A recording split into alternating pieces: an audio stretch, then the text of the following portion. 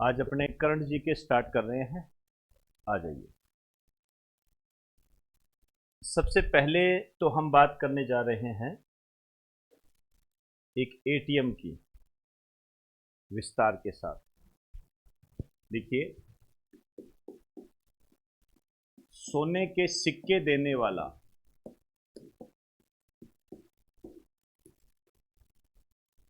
सोने के सिक्के देने वाला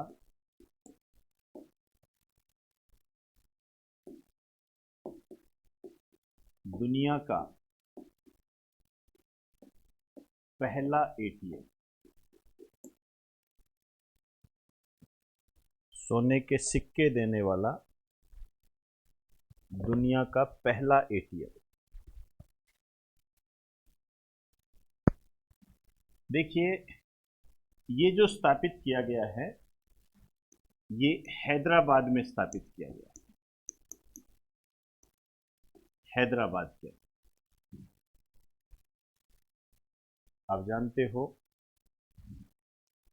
ये तेलंगाना की राजधानी है। तेलंगाना की, आंध्र प्रदेश की भी राजधानी यही है। जब तेलंगाना बना था तब बी श्री कृष्णा समिति के आधार पर यह डिसाइड किया गया था कि 10 वर्ष तक जो हैदराबाद है वो तेलंगाना और आंध्र प्रदेश की राजधानी रहेगी। उसके बाद आंध्र प्रदेश को अपनी नई राजधानी बनानी पड़ेगी, जो अमरावती के रूप में प्रस्तावित है। हम पढ़ते हैं इसको। अब आप देखिए, यहाँ हमें एक तो हैदराबाद के बारे में जानकारी होनी चाहिए। सबसे पहले तो ये मूसी नदी के किनारे है। मूसी नदी के किनारे है और इसका जो निक नेम है, मैंने कई बार इसके बारे में बताया भी है आपको और एग्जाम में भी देखा है।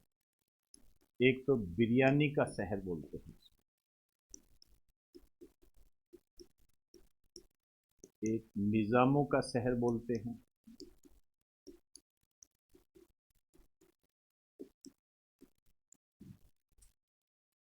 निजामों का शहर बोलते हैं इसको, एक सिटी ऑफ पर्ल्स भी बोलते हैं इसको। सिटी ऑफ पर्ल्स, मोतियों का शहर भी बोलते हैं।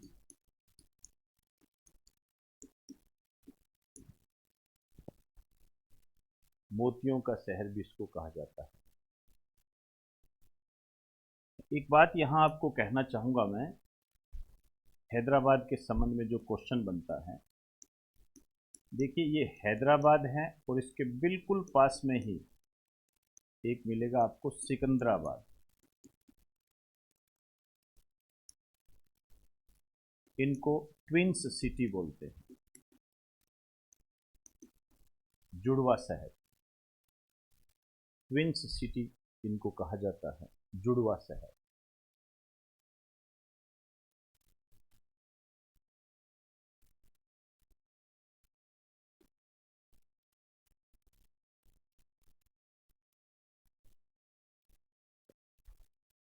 अब देखिए, यहां जो सोने के सिक्के मिलेंगे वो कौन कौन से मिलेंगे, इनके बारे में थोड़ी सी जानकारी आपको होनी चाहिए। एक तो 0.5, 0.5, 1, 2, 7, 0.5, 1, 2, 5, 5 है, 7 नहीं है, 5 है, 10 है और 20, 50, 100, ये आगे ग्राम है।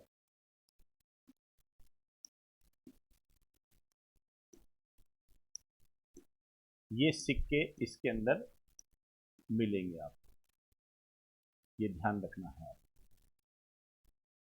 ये सिक्के आपको मिलेंगे इसके 1, 2, 3, 4, 5, 6, 7, 8, 8 प्रकार के सिक्के हैं इसके अंदर।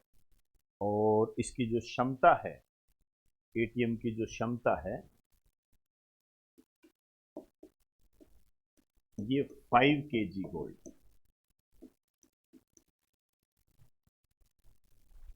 ये ध्यान रखना है आपने। 5 kg गोल्ड, भाई अपनी क्षमता तो होती है, ये जो एटीएम होते हैं इनमें ये भी क्षमता होती है कितने पैसे रखे जा सकते हैं।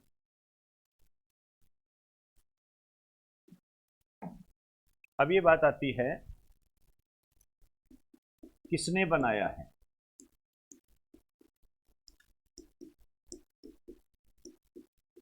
एक कंपनी है, उसका नाम है गोल्ड सिक्का कंपनी। गोल्ड सिक्का कंपनी, ये एटीएम इस गोल्ड सिक्का कंपनी ने बनाया।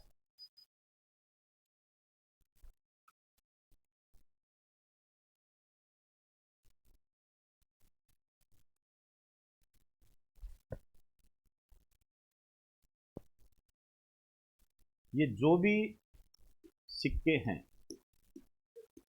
ये 24 कैरेट के हैं। कैरेट क्या होता है? शुद्धता का मात्रक होता है। और ये जो है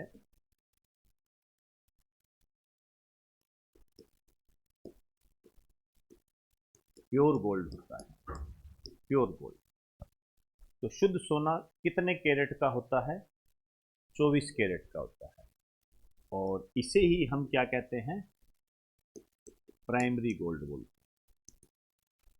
खूब आता है आपके क्वेश्चन, हालांकि केमिस्ट्री में इसको कराया भी जाता है, प्राथमिक सोना कहते हैं इसको, प्योर गोल्ड। प्राइमरी गोल्ड के नाम से इसको जाना जाता है। 24 कैरेट का होता है ये।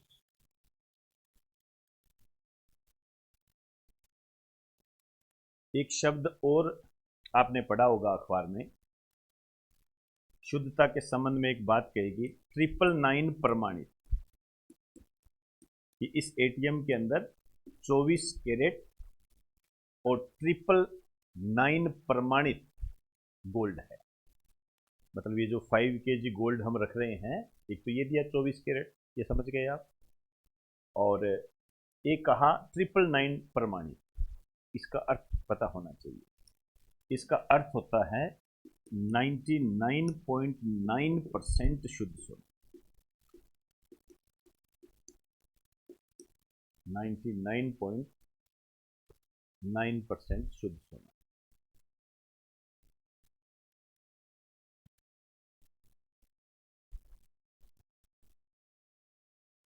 चले आगे।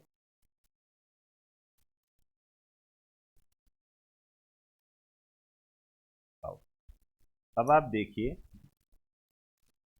ये जो एटीएम है इसका पूरा नाम कई बार आपसे पूछा जाता है, आप सभी जानते हो।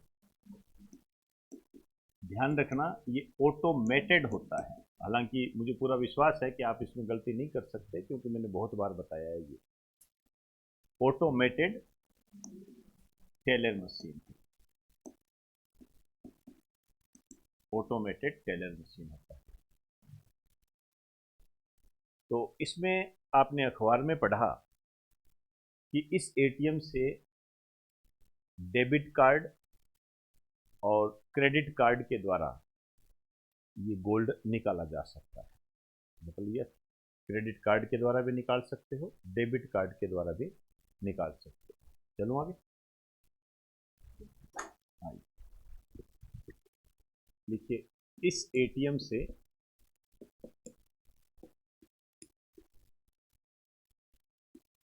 डेबिट कार्ड व क्रेडिट कार्ड के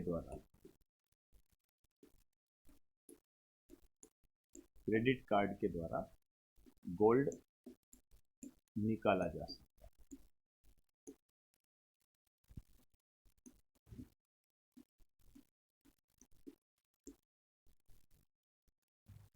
ये गोल्ड आप निकाल सकते हो क्रेडिट कार्ड या डेबिट कार्ड के माध्यम से।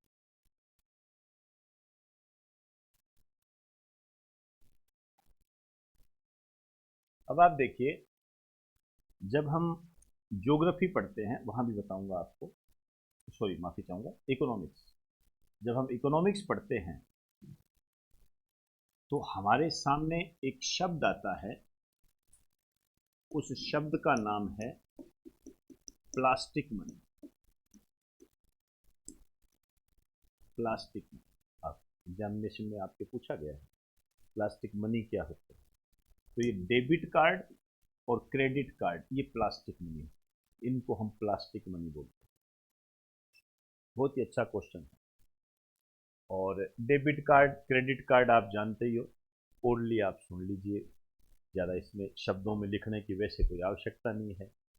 ये जो डेबिट कार्ड होता है ये आपका जो एटीएम कार्ड जो आपके पास है, आपके बैंक में जितने पैसे जमा है आप इसके माध्यम से निकाल सकते हो। अर्थात डेबिट कार्ड के माध्यम से आप उतने ही पैसे निकाल सकते हो जितने आपके अकाउंट के अंदर होते हैं, जबकि क्रेडिट कार्ड के द्वारा आप जो आपकी लिमिट है, मतलब आपके अकाउंट में पैसा नहीं है लेकिन बैंक ने आपको एक लोन के रूप में एक लिमिट दी है, उस लिमिट में से आप पैसा निकाल सकते हो। बाद में एक जो निश्चित समय सीमा होती है उसके तहत आपको वो जमा कराना होता है। ये क्रेडिट कार्ड होता है।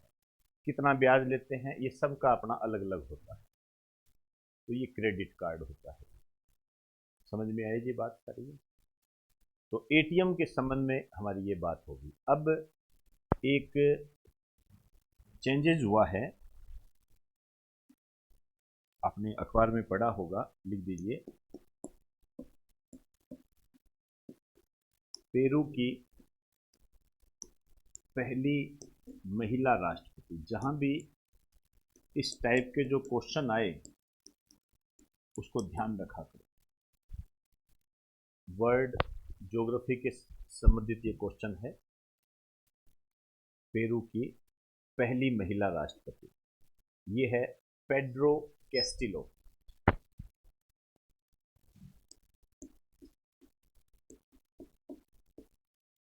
पेड्रो कैस्टिलो, ये ध्यान रखना। इंटरनेशनल करंट के तहत ही आता है।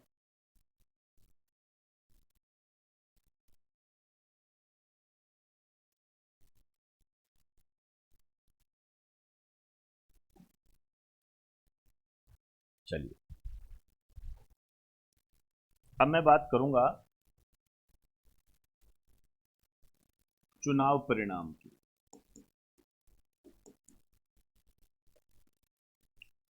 दो राज्यों में चुनाव हुए हैं, ठीक। एक गुजरात है और एक हिमाचल प्रदेश।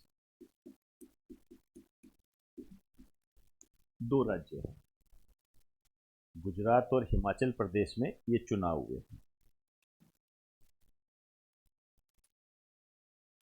देखिए यहां पर आप को किस तरीके से इस टॉपिक को तैयार करना है, ध्यान रखना इस चीज को।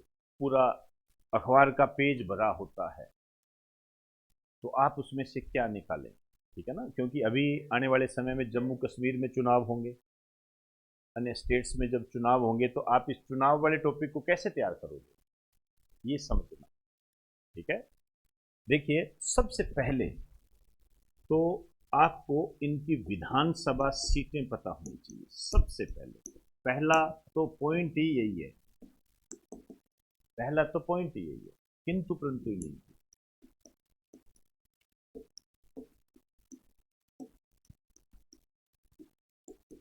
इन दोनों की जो विधानसभा सीटें हैं वो पता होनी चाहिए। जैसे गुजरात की जो विधानसभा सीट है 182 और उसकी हिमाचल प्रदेश की कितनी है 68, ये ध्यान होनी चाहिए।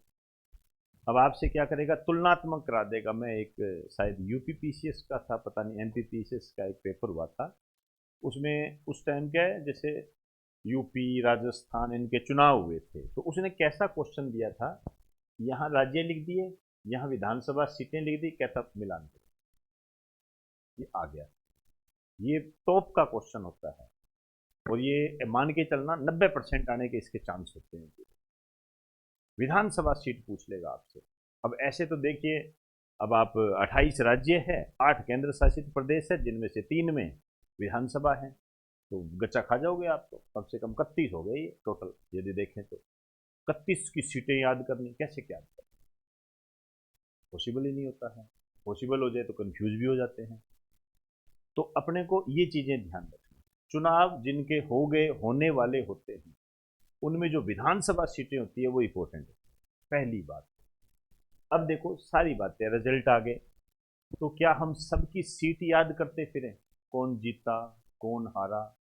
अब आप पढ़ते हो, अखबारों में पढ़ते हो, इन दोनों में से देखो, स्थितियां चाहे कैसी भी हो, उस स्थितियों पे आपने नहीं जाना है, ठीक है ना। हमें मार्केट को तो देखना ही पड़ेगा, चाहे कुछ ही हो जाए, हम उससे नजरअंदाजी नहीं कर सकते।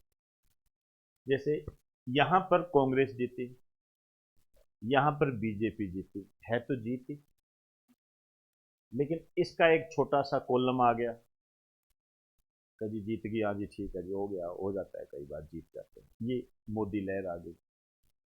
मैं मोदी लहर की बात नहीं कर रहा, मैं यहां ये बात बता रहा हूं कि हाईलाइट कौन सा है, गुजरात वाला, समझे बात को।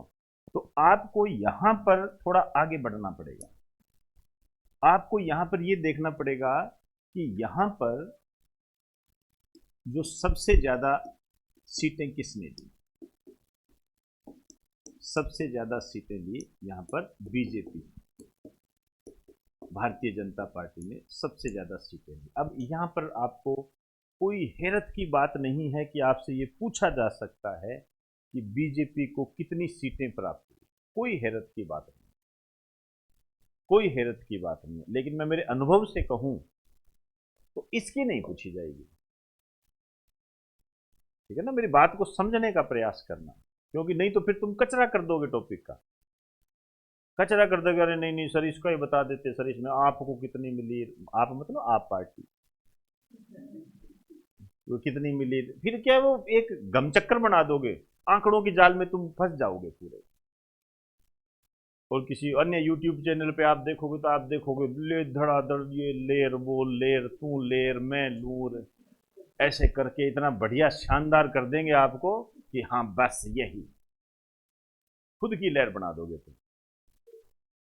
तो ऐसे नहीं करना, तो इसीलिए मैं यहाँ रुका, मैंने आपको टॉपिक तो करवाना ही करवाना है, वो तो कोई देर दो राय नहीं है, लेकिन आने वाले समय में ये घटनाएं तो देखो भारतीय लोकतंत्र में होगी ही होगी, होगी ही होगी। तो हमें उसमें से क्या चीजें निकालनी है, आप याद रखोगे, जब देखना इस टाइप के आपके क्वेश्चन आपके सामने आएंगे, तब आपको रहेगा कि हाँ यार मेरे को बताया तो था।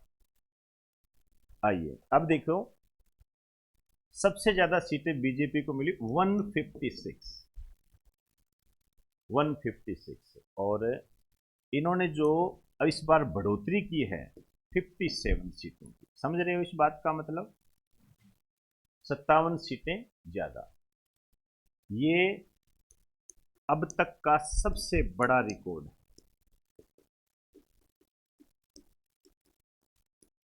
इससे पहले इस प्रकार की जीत देखने को नहीं मिली। तो सबसे बड़ा रिकॉर्ड है, इसका मतलब कोई ना कोई रिकॉर्ड टूटा है। अब हमें यह पता करना पड़ेगा वो रिकॉर्ड कौन सा टूटा है। 149 सीटें कांग्रेस ने जीती थी, माधव सिंह सोलंकी के नेतृत्व में, लिख दीजिए, नोट डाल के लिखिए। इससे पहले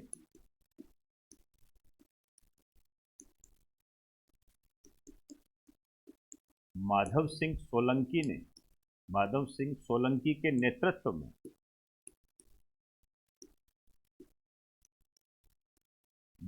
में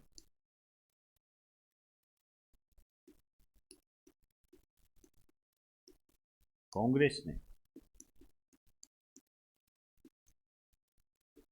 149 सीटें जीती थी। आप कह सकते हो ये रिकॉर्ड तोड़ा है। और ध्यान रखना, ये जो बीजेपी की जीत है, ये यहां पर लगातार 7वीं बार विजेता है। ये क्वेश्चन रहेंगे आपके, लगातार 7वीं बार विजेता।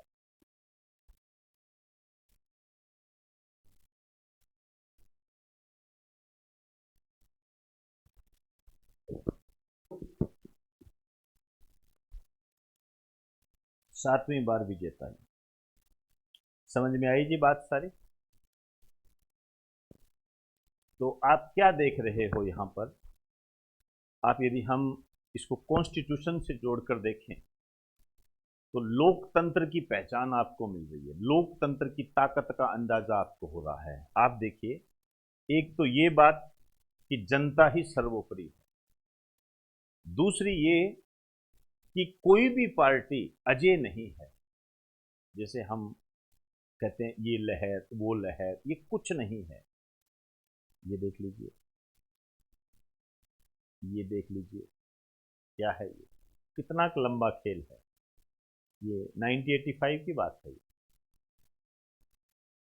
कोई बड़ी बात नहीं है इसके अंदर। ये देख लीजिए, इधर कांग्रेस जीत गई।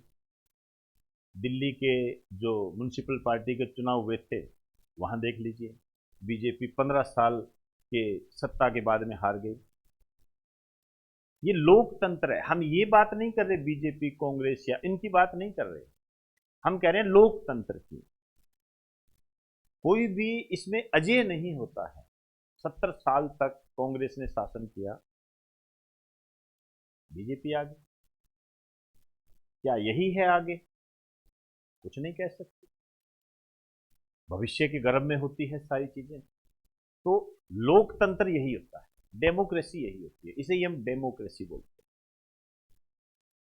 तो यहां पर आ जाइए, विधानसभा सीटें।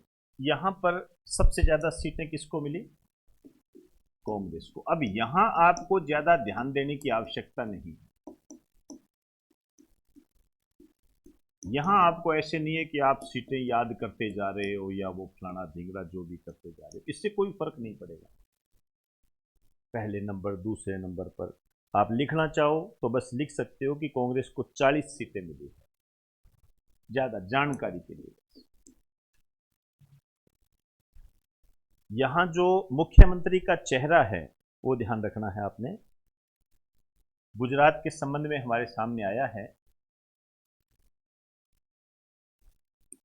इसके जो सीएम बनेंगे भूपेंद्र पटेल, ये दूसरी बार बनेंगे।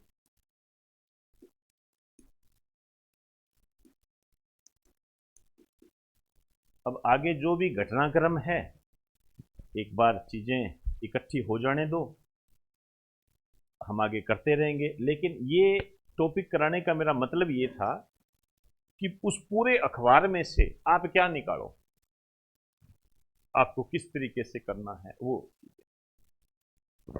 चलिए, ये हो गया जी चुनाव परिणाम। अब मैं एक बहुत ही इंटरेस्टिंग फैक्ट लेकर आया हूं, काफी महत्वपूर्ण है।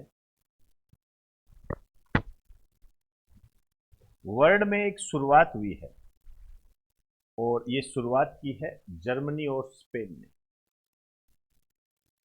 न्यूज हमारे सामने ये है कि जर्मनी व स्पेन ने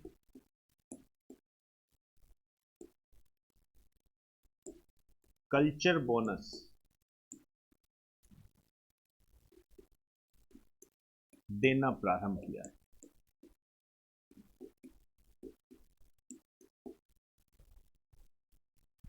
कल्चर बोनस देना प्रारंभ किया है।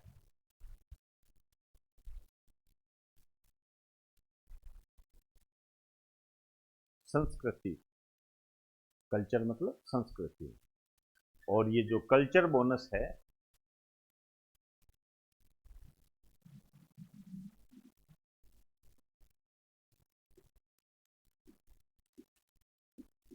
इसका जो उद्देश्य है ये है संस्कृति का संरक्षण।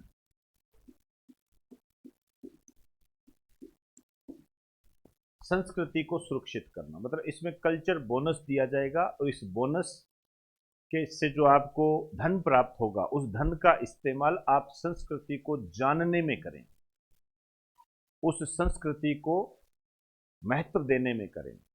इस प्रकार का जो बोनस है ये स्पेन और कल्चर ने चालू किया। स्पेन और जर्मनी ने ये कल्चर बोनस स्टार्ट किया। अपने आप में महत्वपूर्ण देश है। आपसे पूछा जा सकता है कि कल्चर बोनस देने वाले देश कौन से हैं, क्योंकि आप देखो कल्चर की ही लड़ाई होती है सारी। समझे ना बात को। अब यहां आपको और क्या क्या चीजें तैयार रखनी है। जैसे यदि हम जर्मनी की बात करें, इधर आ जाइए। जर्मनी आप जानते हो इसकी जो राजधानी है Berlin.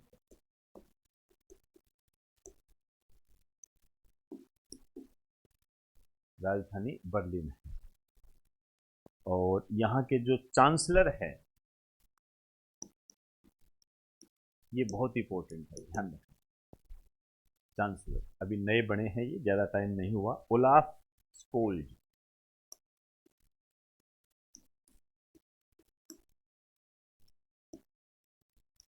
Olaf Scholz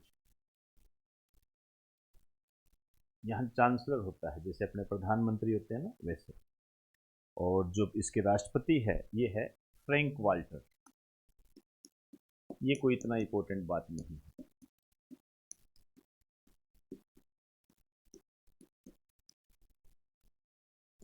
Frank Walter,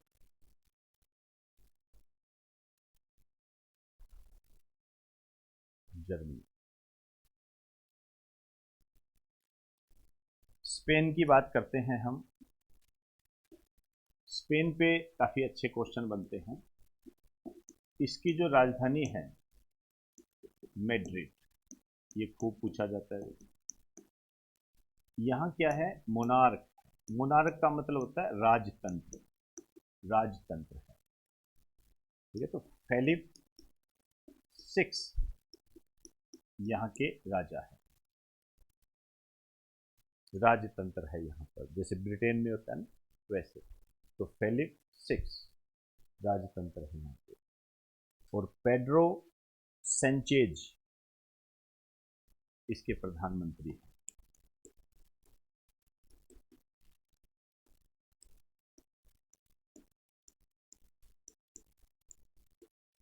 Pedro Sanchez प्रधानमंत्री है ये।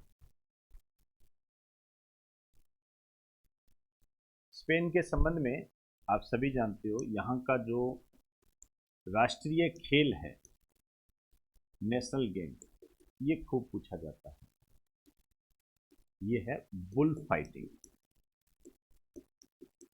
बुल फाइटिंग ये यहाँ का नेशनल गेम है।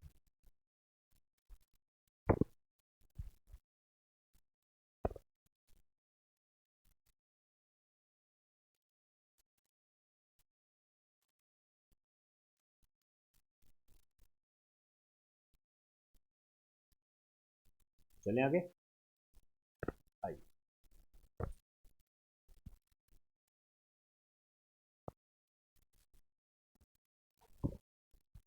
हो गया। एक घटना है, उस घटना से बहुत ही महत्वपूर्ण क्वेश्चन बनकर हमारे सामने आते हैं। मैं एक नाम लिख रहा हूं, नदव लेपिड। नदव लेपिड, कोई बताएगा? क्योंकि क्वेश्चन ऐसे ही बनेंगे। नदव लेपिड कौन है ये? कोई बात नहीं। ये जो नदव लेपिड है, ये इजराइल के फिल्मकार है।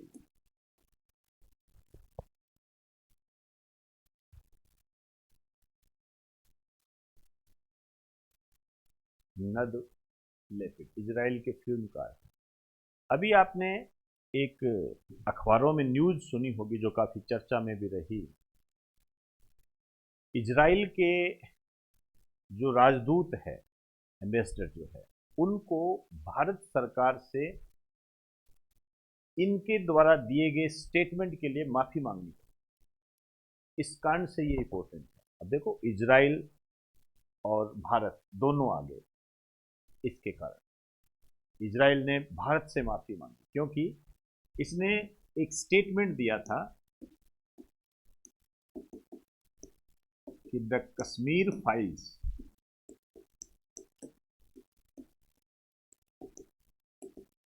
फिल्म एक प्रोपेगेंडा है, मतलब ये प्रोपेगेंडा है। ये फिल्म एक प्लान के तहत ये फिल्म बनाई गई है और इसका उद्देश्य राजनीतिक है। इसके कहने का मतलब ये, इसने ये बात कही तो बकायदा फिर इजराइल की सरकार ही कह दीजिए, इजराइल की सरकार ने भारत की सरकार से माफी मांगी, भाई इन्होंने ये बात गलत कही। तो अब ये इंपॉर्टेंट हो गया, समझे बात। ऐसे क्वेश्चन बनते हैं, ऐसे तो कोई कुछ भी कह दे, मैं कह दूं आज, मैं अपने विचार दे दूं, क्या कर लेगा कोई? ऐसे थोड़ी कहें किसने कहा था, राकेश मेहरा ने कहा था, नहीं कहा था। समझे ना मेरी बात को? ये है। अब देखिए यहां से आप कैसे क्वेश्चन निकालोगे। जैसे एक तो यहां पर क्वेश्चन ये बनता है कि ये जो द कश्मीर फाइल है इसके निर्देशक कौन है, क्योंकि फिल्मों पर निर्देशक से संबंधित क्वेश्चन पूछे जाते हैं। विवेक अग्निहोत्री, ध्यान रखना, ये कहीं ना कहीं आपके जरूर अटकेगा। ये विवेक अग्निहोत्री,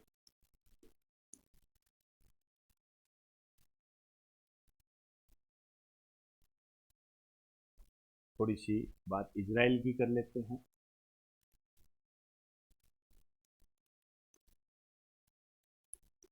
इसकी जो राजधानी है यरूशलेम,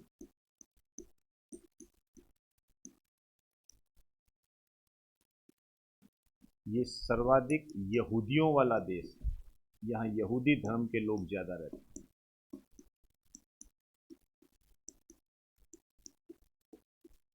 सबसे ज्यादा यहूदी जो है यहीं पर रहते हैं, और दूसरे नंबर पर जो है अर्जेंटीना। इजराइल के बाद यदि यहूदी मिलेंगे आपको तो अर्जेंटीना के अंदर मिलेंगे। यरूशलेम इसकी राजधानी। इसके यासिर लेपिड इसके प्रधानमंत्री हैं।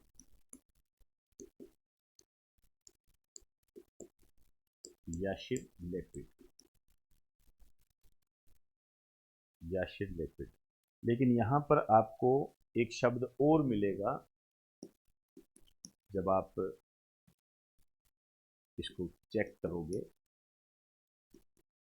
Alternate PM. यहां पे एक अल्टरनेट पीएम भी है, दोनों शब्द मिलेंगे आपको, अल्टरनेट पीएम। हालांकि ये कुछ समय के लिए होता है, वैसे तो एक ही होता है, लेकिन स्थितियां कुछ इस तरीके से बनी हुई है। ये है Naftali Bennett.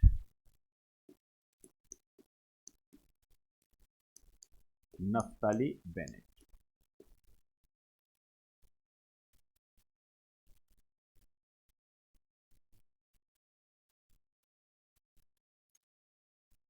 Naftali Bennett. The Kashmir file, ध्यान रखना, हालांकि जब ये फिल्म आई थी तब मैंने इसके बारे में पूरी जानकारी दी थी, बताया था, आपके नोट्स के अंदर है, लेकिन फिर भी मैंने चाहा कि ये आपको बता दूं। ये क्वेश्चन आपको कहीं ना कहीं जरूर मिलेगा, विवेक अग्निहोत्री। चलिए अभी देखो करंट क्या होता है, आपसे पूछ लेगा द कश्मीर फिल्म पर अभी हाल ही में किस देश के फिल्मकार ने विवादित टिप्पणी की। इजराइल दे देगा, ईरान दे देगा, पाकिस्तान दे देगा, आप टूट पड़ोगे कि नहीं नहीं यही है। इसमें पूछने वाली क्या बात है, यही तो कर सकता है। अफगानिस्तान दे दिया तो कहना ही क्या, क्या नहीं नहीं नहीं अभी वो तालिबान वाला था, ऐसे क्या बेवकूफ समझा है क्या हमें, इतना तो जानते ही हैं। इजराइल कैसे कह सकता है, इजराइल के साथ तो हमारे संबंध अच्छे हैं, तुक्के मारेगा, अपनी बात को सही करने का प्रयास करेगा। चलिए जी, अब आइए एक छोटा सा पॉइंट और है मेरे पास।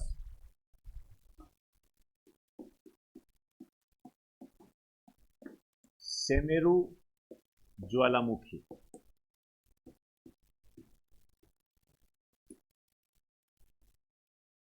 ऐसे लिखो पूरा, सेमेरु ज्वालामुखी में विस्फोट। देखिए, ज्वालामुखी हो गए, तूफान हो गए, जो साइक्लोन वगैरह होते हैं, इन पर आप ध्यान रखा करो। नाम पूछता है आपसे, जैसे कोई तूफान आएगा तो उस पर पूछ लेगा। ये कई बार तो यही पूछ लेते हैं, ये क्या है? एक तूफान है, एक तोप का नाम है, एक मिसाइल है। इतना कंफ्यूज कर देता है कि आप सोचते हो नहीं नहीं नहीं, ये तो मिसाइल ही हो सकती है। तो सेमेरु ज्वालामुखी, यहाँ विस्फोट हुआ है, ये दिसंबर 2022। आपको इस टॉपिक को कैसे तैयार करना है? ये जो है जावा द्वीप पर है ये, और ये जो जावा द्वीप है ये पड़ता है इंडोनेशिया में, इंडोनेशिया में पड़ता है। यहां पर ये ज्वालामुखी फटा है। इंडोनेशिया के बारे में हम वैसे तो वर्ल्ड ज्योग्राफी के अंदर भाई पढ़ते हैं, लेकिन फिर भी मैं आपको बता दूं कि सर्वाधिक मुस्लिम आबादी वाला देश है।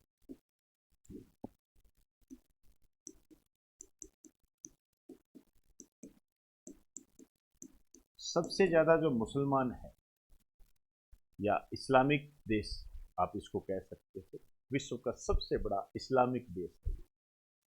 लेकिन यहाँ की खास बात यह है कि यहाँ हिंदू धर्म को बहुत तवज्जो दी जाती है। बकायदा ये वही देश है जिसने रामायण पर डाक टिकट जारी किया था। यही क्वेश्चन होते हैं, है मुस्लिम कंट्री लेकिन रामायण पर डाक टिकट जारी किया। तो एक सांप्रदायिक सौहार्द का प्रतीक देखने को मिलता है यहाँ पर। और भी कई बातें हैं इसके बारे में, जैसे मैं कहूँ इसकी राजधानी। देखिए, फिलहाल तो इसकी राजधानी है जकार्ता, लेकिन बकायदा इन्होंने अभी थोड़े टाइम पहले ही नई राजधानी के संबंध में कानून पारित कर दिया। ठीक है ना, नई राजधानी बनाएंगे इसकी, पारित कर दिया। लेकिन अभी आज की डेट की मैं यदि बात करूं तो अभी राजधानी बनी नहीं है। वो जिस दिन बनेगी उस दिन आपके सामने आ जाएगी। लेकिन ऐसा नहीं है कि ये क्वेश्चन पूछा नहीं जा सकता, बिल्कुल पूछा जा सकता है। इसकी जो प्रस्तावित राजधानी है, इसको मैं सबसे शानदार क्वेश्चन मान के चलता हूं, ये है नूसंतारा। नूसंतारा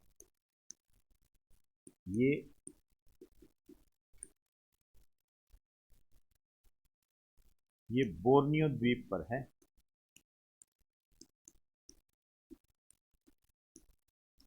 बोर्नियो द्वीप पर है, 3 देशों के हिस्से है इस द्वीप पर। और ये बोर्नियो द्वीप जो है ये विश्व का चौथा सबसे बड़ा द्वीप है।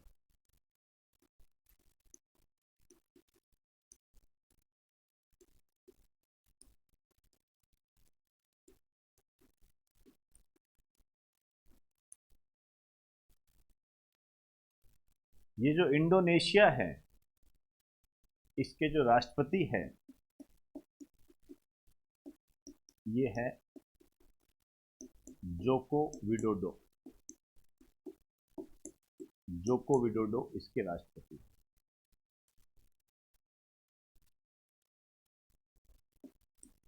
इंडोनेशिया का एक और बढ़िया क्वेश्चन है, दुनिया का सर्वाधिक पाम उत्पादक देश।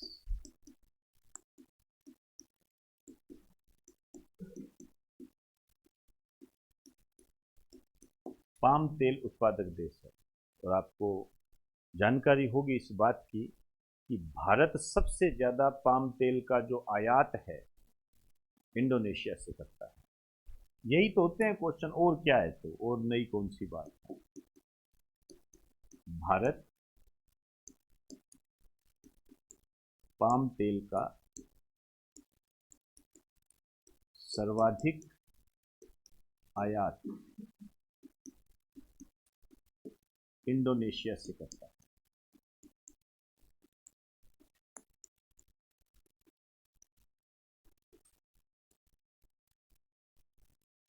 और दूसरे नंबर पर है मलेशिया।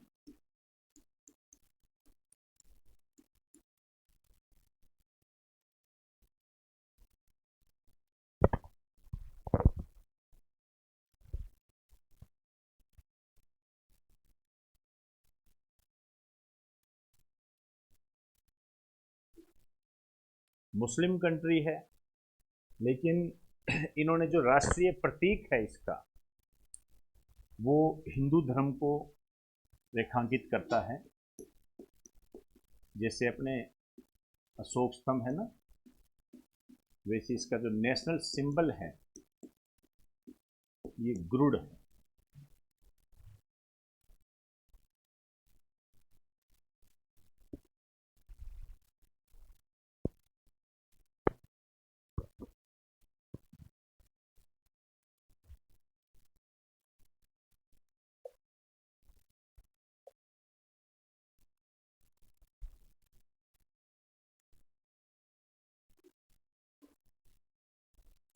चले आइए नेक्स्ट आ जाइए।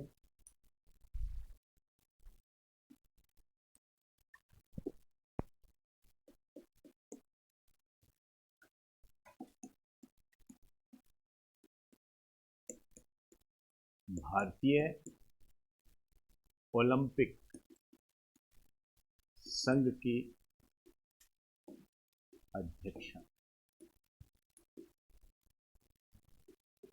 ये है पीटी उषा। पीटी उषा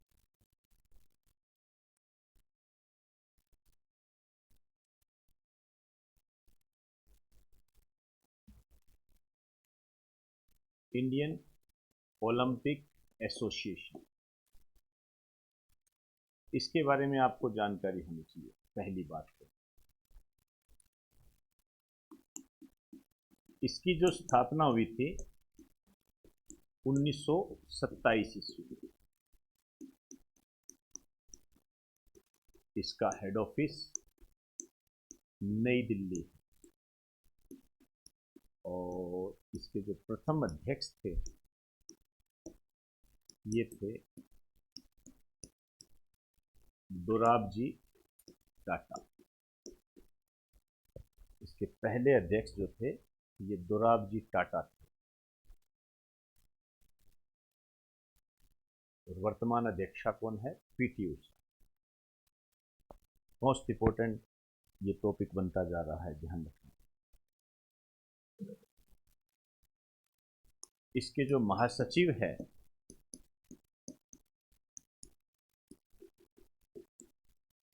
राजीव मेहता। तो अंतरराष्ट्रीय जो खेल प्रतियोगिताएं होती है उनके लिए एथलीटों का चयन करने वाली संस्था है, जिसमें ओलंपिक तो होते ही होते हैं, साथ में एशियाई और अन्य जो भी प्रतियोगिताएं होती है। अब जैसे इतना तो आप समझ ही गए भाई, क्रिकेट का तो करेंगे नहीं क्योंकि उसके लिए अलग से बीसीसीआई है। तो इंटरनेशनल लेवल पर जो खेल प्रतियोगिताएं होती है उसमें एथलीटों के चयन से संबंधित। तो एक लाइन लिख दीजिए, यह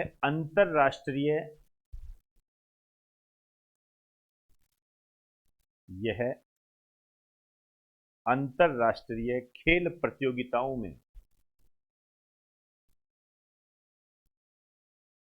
अंतरराष्ट्रीय खेल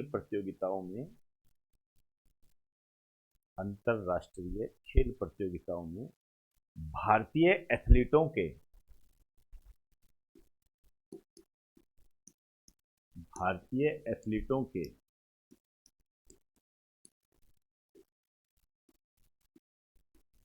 चयन से संबंधित संघ है।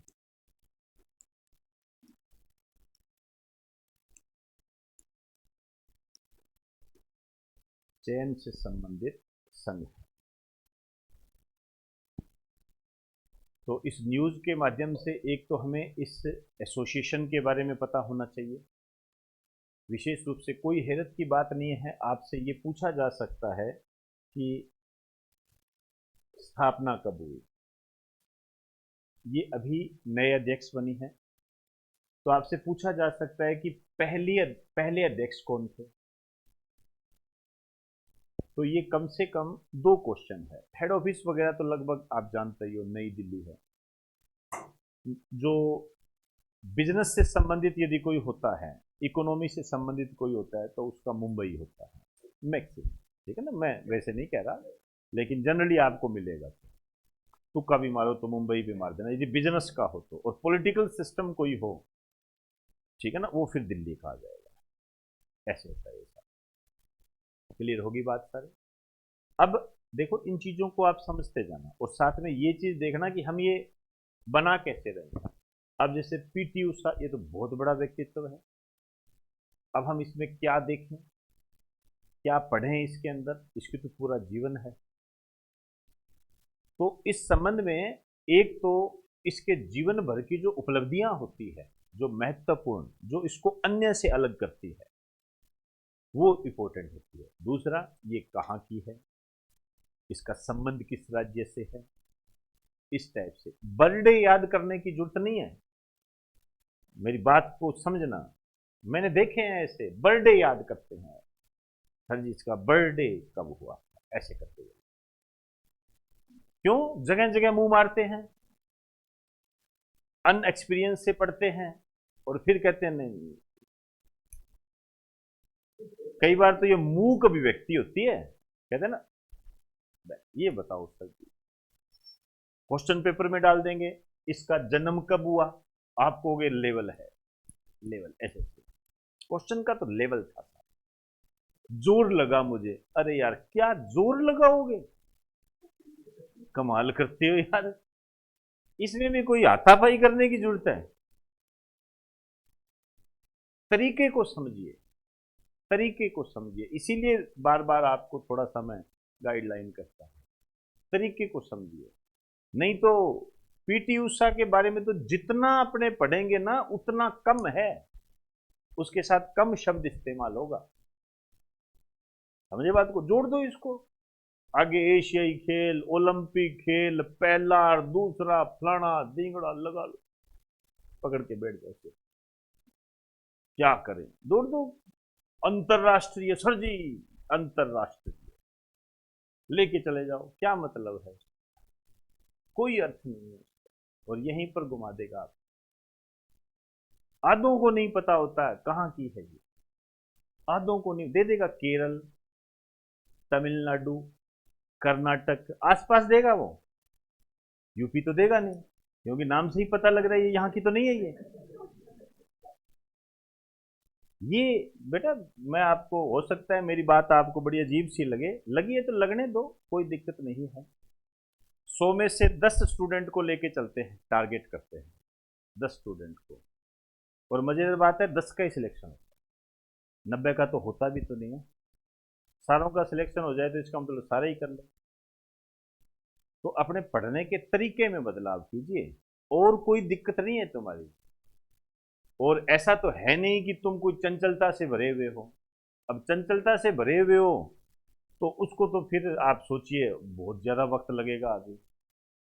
यहाँ बैठे हो इसका मतलब सीरियस तो हो पढ़ाई के प्रति।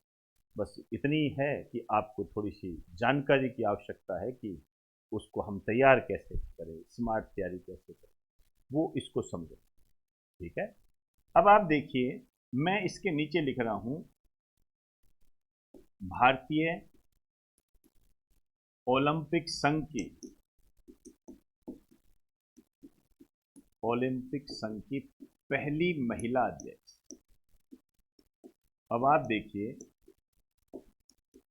इतने सालों में 1927 से लेकर 2022 आप देखोगे कम से कम 95 ईयर, कितना निकल रहा है क्या, 95 ईयर, 95 ईयर आईओ के इतिहास में कोई भी महिला नहीं बनी। बहुत बड़ी बात होती है, बहुत बड़ी बात, कोई भी महिला नहीं बनी। इसका लिखिए निक नेम,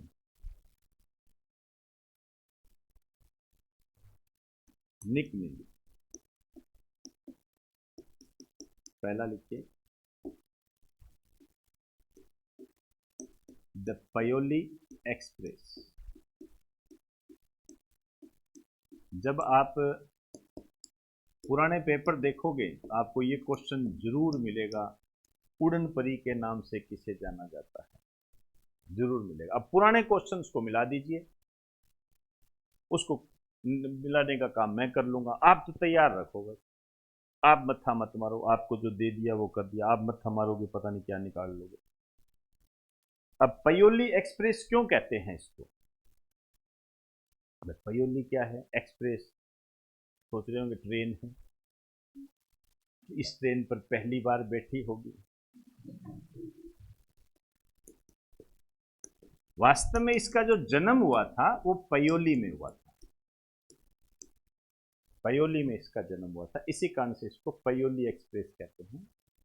एक जिला है कोझिकोड, कई बार चर्चा में रहता है, और ये केरल का है।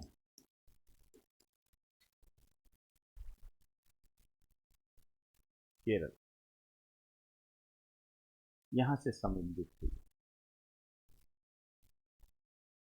अब आप देखिए इसको कौन कौन से सम्मान मिले, ये सबसे महत्वपूर्ण होता है। 84 में 1984 में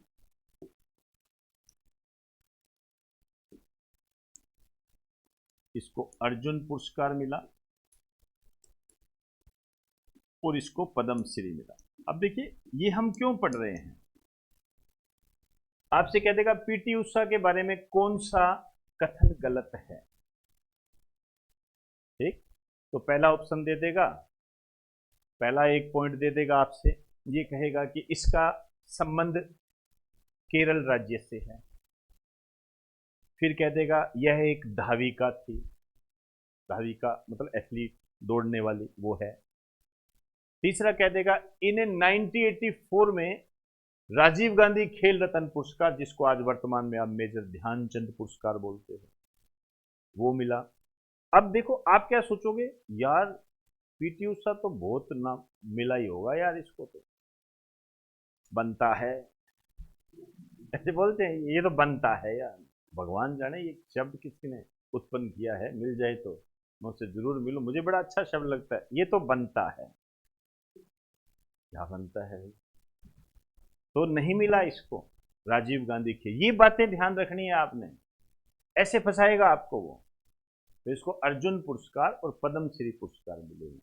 फिर खेलों के संबंध में इसका क्या योगदान रहा, क्या कोई इसने कोई कीर्तिमान स्थापित किया, तो 84 से लेकर 89 तक ये एशिया की सर्वश्रेष्ठ धायिका रही, बेस्ट एथलीट इन एशिया, पूरे एशिया। आ जाइए 84, 85, 86, 87, 88,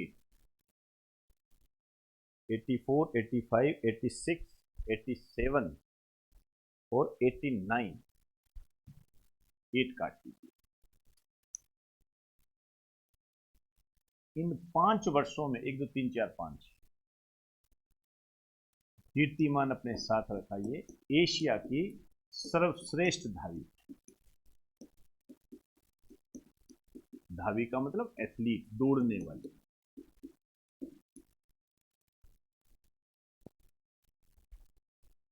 पांच वर्षों में। तीसरी बात यह आती है कि इसने अपने पूरे जीवन में कितने पदक प्राप्त किए, कितने मेडल प्राप्त किए, ये बनता है। टोटल किए इसने 23 पदक, 23।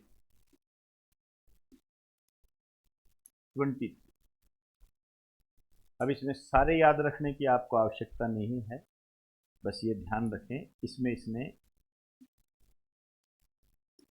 14 गोल्ड प्राप्त किए, 14 गोल्ड, 23 में से 14 गोल्ड प्राप्त करना बहुत बड़ी बात है। और मैं बता रहा हूँ 2 सालों के एशियाई खेल है, 82 और 94 के एशियाई खेल, लिख दीजिए 1982 वह 1994 के एशियाई खेल।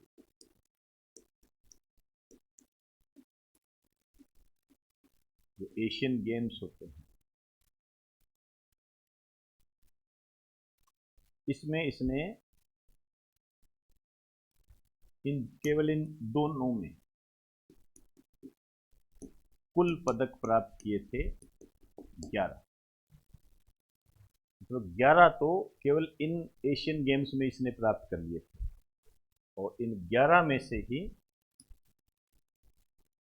4 गोल्ड थे। 4 गोल्ड। तो इसके जीवन काल में ये जो 2 एशियाई खेल हुए थे, इनका काफी योगदान रहा। तब आप देखिए, अपने आप मनन करो, भाई देखो, हम पीटी उषा को किस कारण से जानते हैं? एथलीट के कारण। नाम एथलीट के कारण ही है उसका, तो एथलीट में क्या योगदान है उसका, ये तो जानना पड़ेगा ना। फिर स्टेट हो गया, तो ये सारा आपके सामने आ गया। टोटल आपसे तो अपने जीवन में टोटल 23 पदक प्राप्त किए, इस पे क्वेश्चन बना देगा। कितने गोल्ड प्राप्त किए? 14 गोल्ड प्राप्त किए थे पूरे, और इसमें से 4 गोल्ड तो उसने ये जो एशियन गेम्स हुए थे 1994 और 1982 के, इनमें इसने 4 गोल्ड प्राप्त कर दिए। तो ये है जी पीटी उषा। क्लियर हुई सारी बात? तो यहाँ से आपके क्वेश्चन जरूर उठेगा, और जो भी टफ बन सकता था, इजी बन सकता था, सारे अपनों ने समेट लिए। इसके आगे की बात अपने कल करेंगे।